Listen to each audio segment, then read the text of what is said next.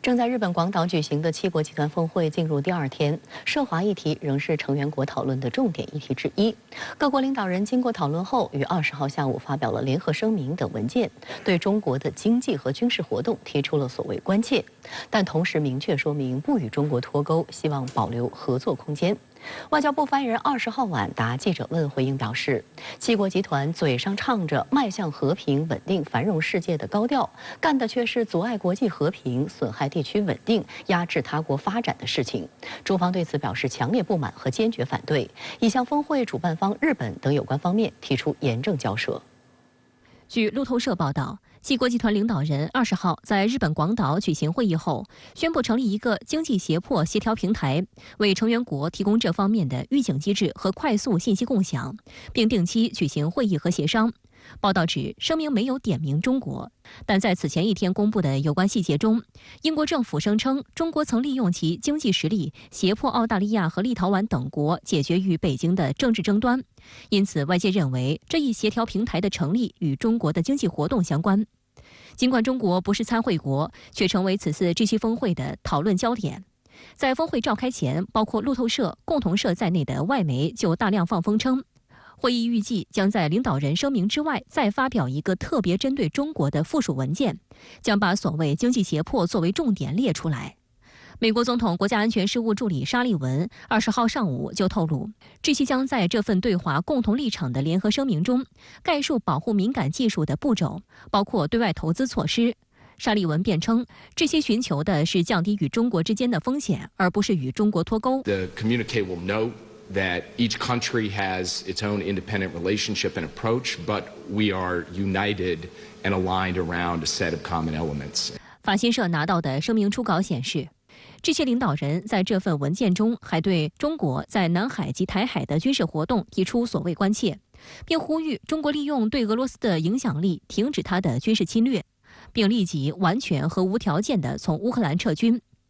但G7仍希望保留与中国的合作空间。成员国领导人声称，准备与中国建立建设性和稳定的关系。文件还称，G7的政策方针不是为了伤害中国，不是为了阻挠中国的经济进步和发展，也无意与中国脱钩或向内转，但认为经济韧性必须去风险化和多元化。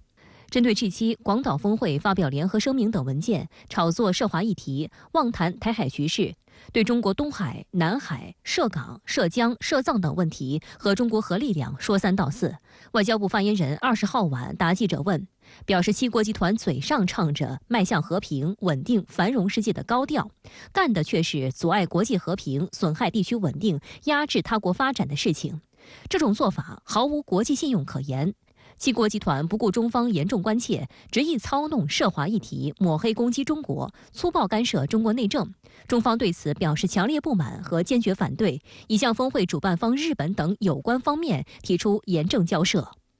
外交部对联合声明的内容逐条进行反驳，并强调，中方作为负责任大国，坚定维护以联合国为核心的国际体系、以国际法为基础的国际秩序和以联合国宪章宗旨和原则为基础的国际关系基本准则，绝不接受少数国家炮制的家法帮规。国际社会不接受7国集团主导的以意识形态和价值观划线的西方规则，更不接受服务于美国第一和少数国家既得利益的小圈子规则。7国集团应当反躬自省，改弦更张。观察指出，美国大搞胁迫外交，希望在G7内拉小圈子对抗中国，在今时今日难以奏效。一方面是围绕对华经济利益，美国与日本、欧洲的利益并不一致。 日欧同中国经贸联系紧密，也看重在中国市场的商业利益。他们希望能够从全球第2大经济体的发展中获利。欧洲理事会主席米歇尔在峰会开幕前夕就表示，与中国保持稳定和建设性的合作符合欧盟利益。A stable and constructive relation with China is in our mutual interest. We have an interest in stable economic relations. We don't want to decouple. We also need to engage together with China on global challenges,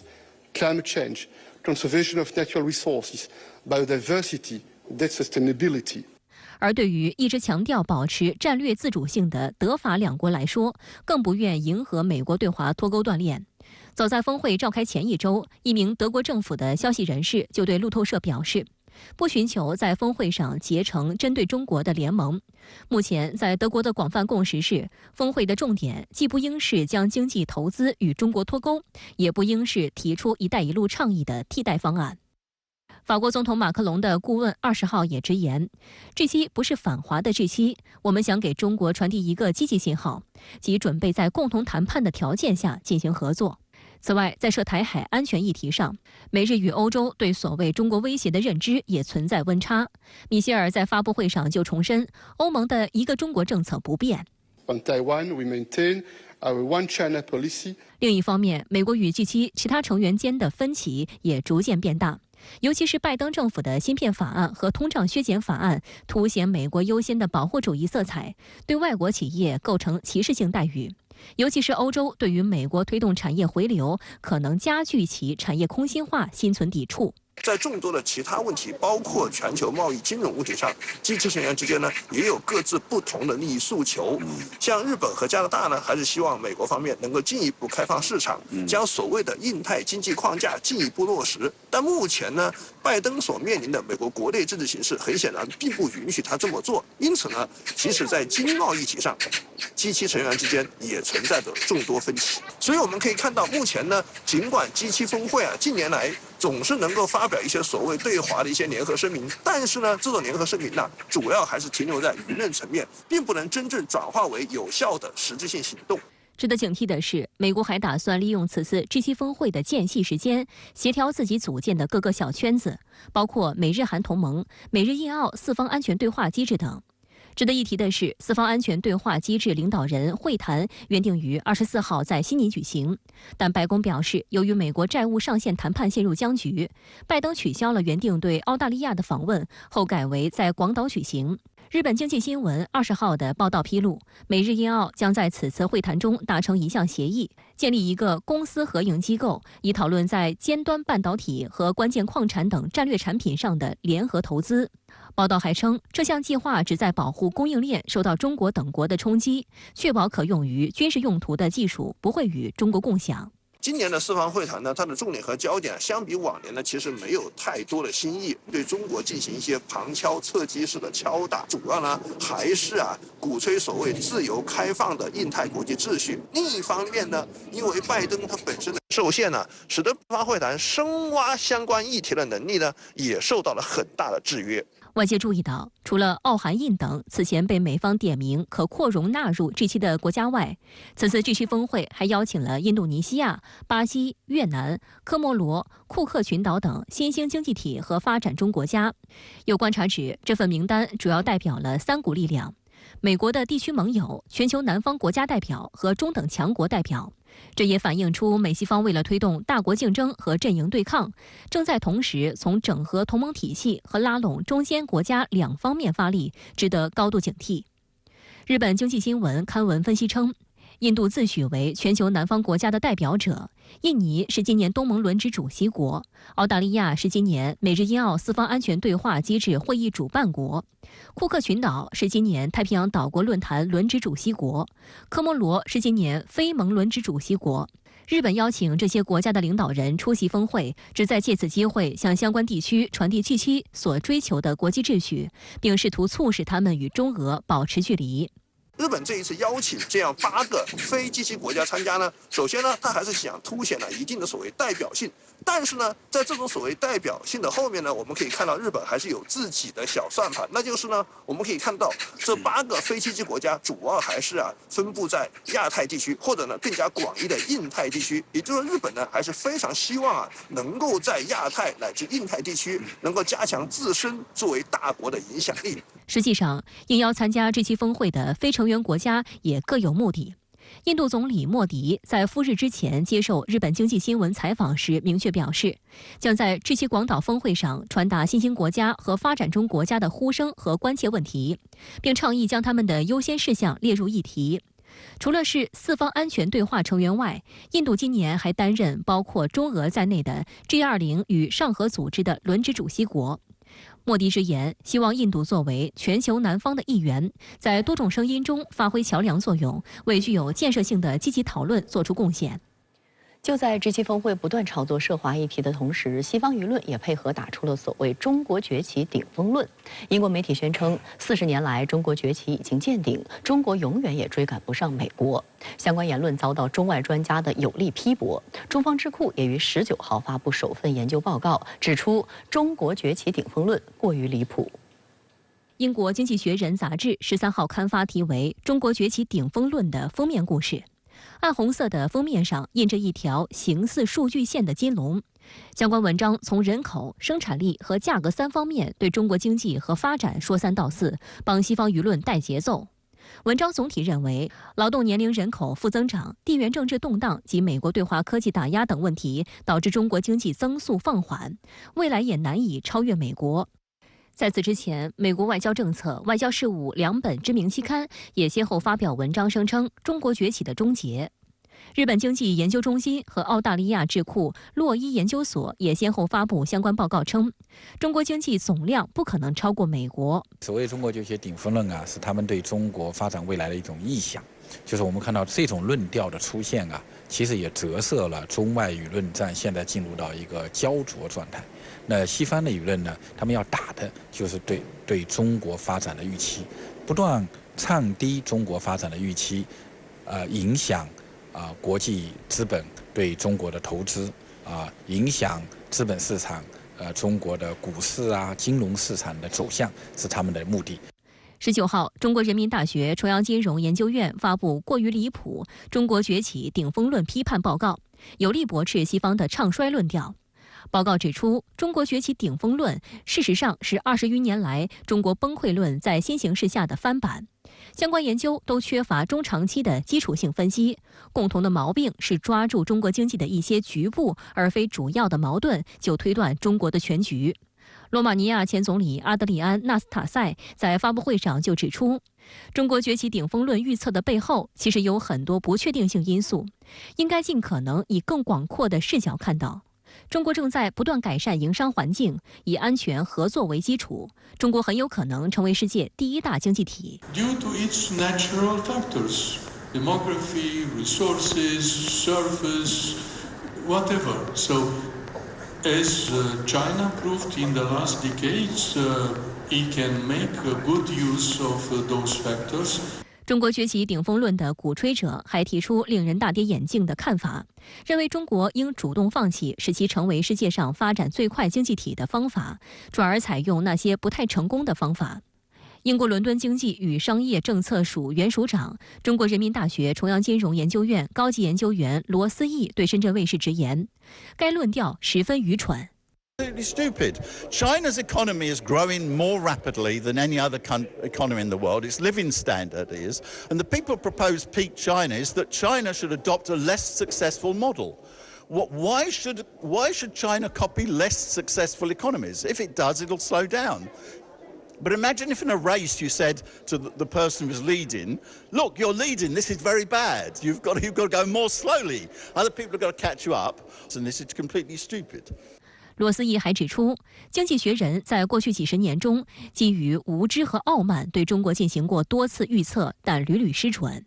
1998年，《经济学人》预测中国经济增长可能正在放缓，甚至陷入停顿，而事实是，中国经济在亚洲金融危机期间基本稳定。2002年，《经济学人》再次提出，中国经济在未来10年会面临越来越大的动荡，公众信心可能会崩溃，进而引发银行挤兑。结果事实完全相反。2002年至2012年，中国 GDP 增长173%，即年均10.5%。2010年，经济学人又预测印度 GDP 增速将在3到5年内开始超过中国，结果再次落空。2010年至2022年，中国 GDP 增速高出印度23%。中国人民大学重阳金融研究院执行院长王文对深圳卫视强调，西方经常在讲要以规则为导向，但却是西方自己的规则，而中国讲述的是以发展为导向，理清这2者的关系非常重要。那么对中国来讲呢，无论是市场从业人士还是投资人士，都应该有战略的定力，要坚信中国当下的发展的这个节奏和发展的未来，要坚信中国崛起远远没有顶峰，中国在很多大量的指标、经济发展指标上的潜力还远远没有发挥出来。相关话题来连线特约评论员张思南，张先生你好。就广岛G7峰会周六发布所谓涉华声明，扬言要对华做所谓统一回应。今天中国外交部严正回应，您对此有何观察？主持人好，7国集团在中国问题上达成一致并不容易，这不是我的唱衰7国集团，而是 CNN 在报道中的悲观预期。7国集团中每个国家和中国的经贸往来程度都不一样，仅贸易依赖一项就可以差出3到4倍。再考虑顺差、逆差、各国产业差异等更加复杂的因素，比如法德以这些传统的欧洲制造业国家倾向于对华出口更多高端工业制成品，而美国则着眼于向中国出口农产品与化石能源。我们完全可以想象，7国集团在对华问题上有着完全不同，甚至可以说是天差地别的经贸利益考量。就像 CNN 在报道中写道，考虑到各个国家与中国不同的关系和关切，统一立场何其艰难。而且以上还只是经贸利益，如果再把政治因素、国家安全关切考虑在内，那分歧就会被进一步放大。我们可以看到，美国要求对中国采取选择性的接触与合作，明确将扼杀中国高科技产业作为国家战略目标。美国财长耶伦4月20日就曾宣称，为了所谓国家安全关切，美国可以在经济利益上做出取舍。与此同时，欧洲则展现出更为理性和务实的态度。在5月12日的欧盟外长非正式会议上，欧盟外交与安全政策高级代表博雷利拟定了一份文件，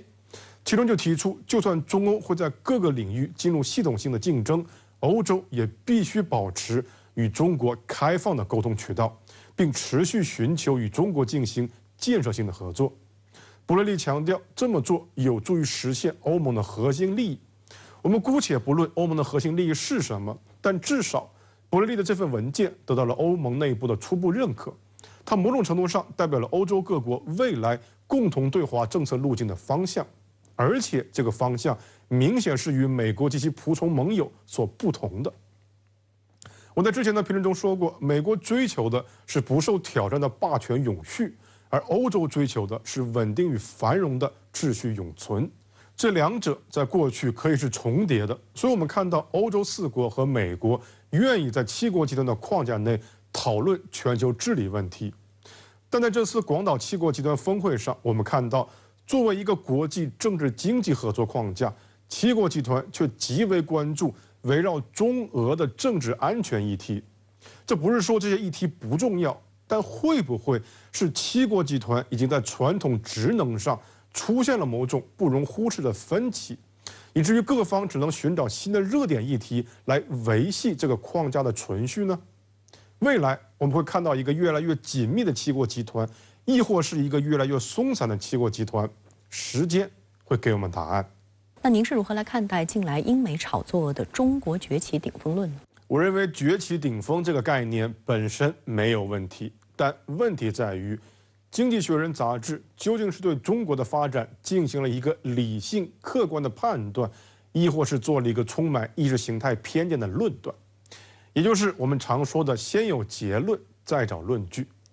实际上，我以前就注意到，几乎每年《经济学人》都会有那么1、2期主推所谓唱衰中国的文章，而今年也不过是延续了这种常态化操作。这种操作在西方舆论之中是如此的普遍。还记得20多年前的中国崩溃论吗？还有日本炮制的所谓中国分裂论，这些观点在过去20多年里不断的重复、升级、改头换面，形成了所谓超级周期论、冲突崩溃论、社会压力崩溃论等等观点体系，以至于互联网上就打趣到中国人太不容易了，135崩溃，246反思，只剩下周日可以发展自己。但事实是，中国并没有崩溃，中国在持续的崛起，而这种中国崩溃论过去几年里也逐渐销声匿迹。尤其在2020年到2021年间，当欧美社会展现出某种马克思主义所预言的资本主义腐朽性之后，西方世界甚至开始出现美国崩溃论，从美国桥水基金创始人瑞达利欧到退役将军，再到中情局顾问，频频警告美国正在走向内战，不得不说是一种有趣的风水轮流转。某种意义上，《经济学人》这一次的崛起顶峰论，相较于传统的中国崩溃论，可以说是收敛很多了，甚至让人感觉多少有了一点不自信。因为时至今日，西方世界已经很难再忽视中国的成就，很难再忽视中国民众对于美好生活的追求。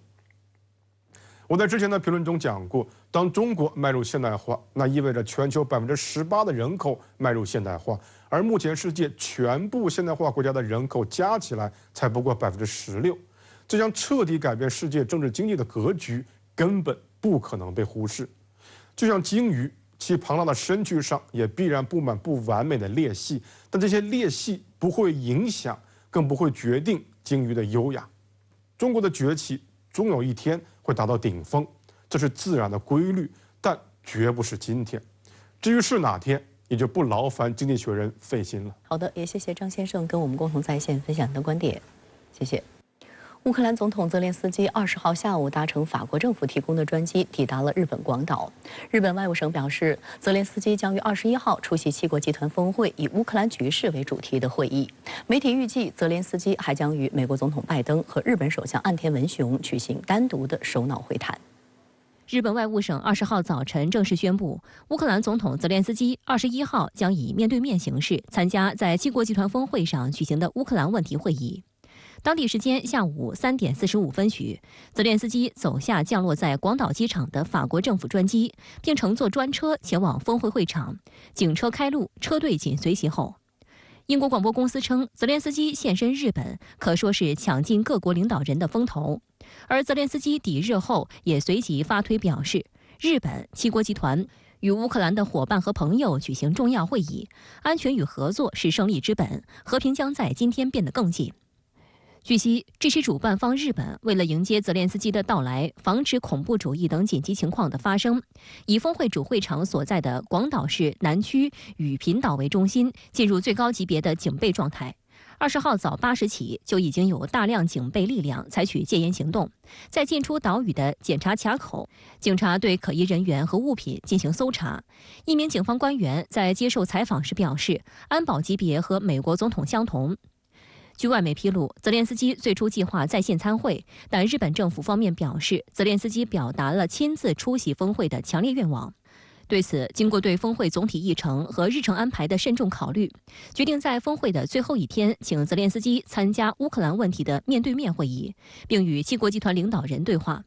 而在抵达广岛的前一天，泽连斯基也是乘坐由法国政府提供的专机抵达沙特，参加阿拉伯联盟峰会并发表演讲。把泽连斯基邀请过来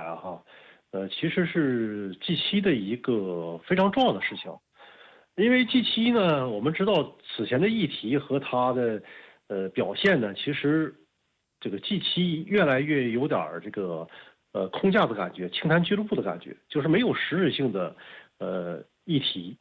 那么这个时候呢，把这个泽连斯基请过来呢，其实是加强他的存在感。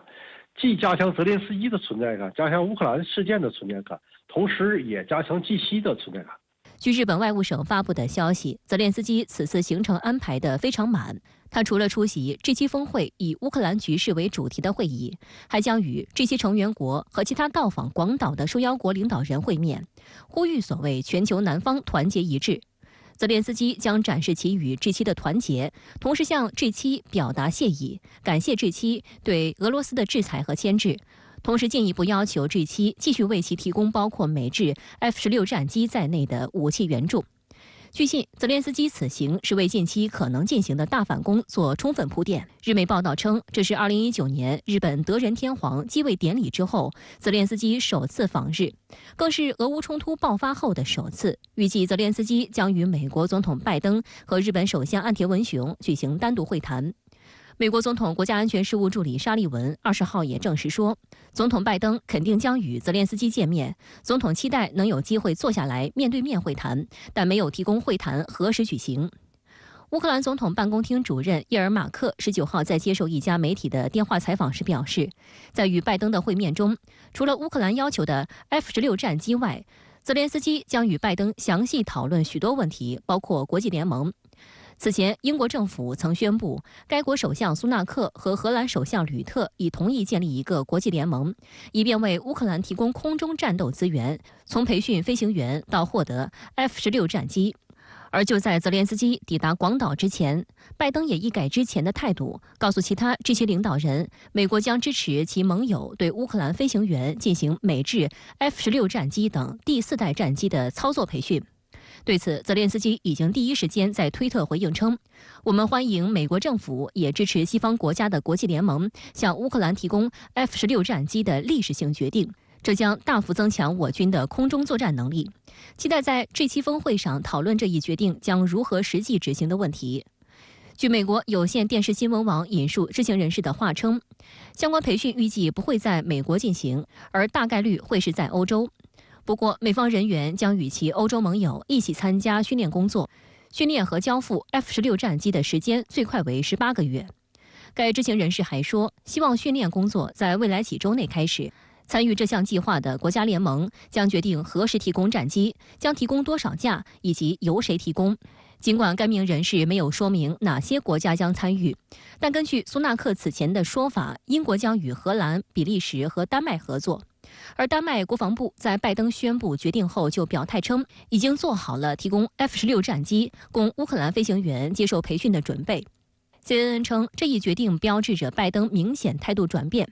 他在今年早些时候曾说，他不认为乌克兰需要 F-16战机，一方面是由于培训乌克兰飞行员需要时间，交付战机需要更长时间，另一方面是由于担心提供 F-16战机会占用过多国会拨付的军援资金。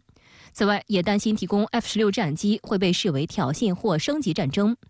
美方官员透露，支持训练计划的决定是拜登在广岛与G7领导人会晤后做出的。当时向乌克兰提供 F-16战机的议题是讨论的重点。这个拜登呢，其实他本意是不想结束俄乌冲突的，那么他是要继续的把这个冲突或者这场战事延续下去。除了为培训乌克兰飞行员操作 F-16战机放行外，拜登政府19号还宣布了新一轮对俄制裁，其中美财政部对22名个体和104个实体实施制裁，包括向俄罗斯进口、运送或制造电子部件、半导体和微电子的公司。美国务院则对近200名个体、实体、船只和飞机实施制裁。此外，拜登政府还正式停止向俄出口各种消费品，并将71家俄企列入美商务部实体名单。作为回应，俄罗斯外交部19号发表声明表示，俄方将禁止500名美国公民入境俄罗斯，这500人中包含美国前总统奥巴马等美国高级官员或前任官员和议员。美国媒体人士和向乌克兰提供武器的公司负责人。据朝中社报道，朝鲜最高领导人金正恩近日现场指导了非常射卫星发射筹备委员会的工作，视察了首颗军事侦察卫星，并批准这颗卫星的未来行动计划。外界预测，这意味着朝鲜军事侦察卫星1号或将在近期发射。而美日韩3国也即将在G7峰会期间举行3边会议，加大对朝施压将是重要议题。半岛局势是否迎来新一轮紧张？来看看报道。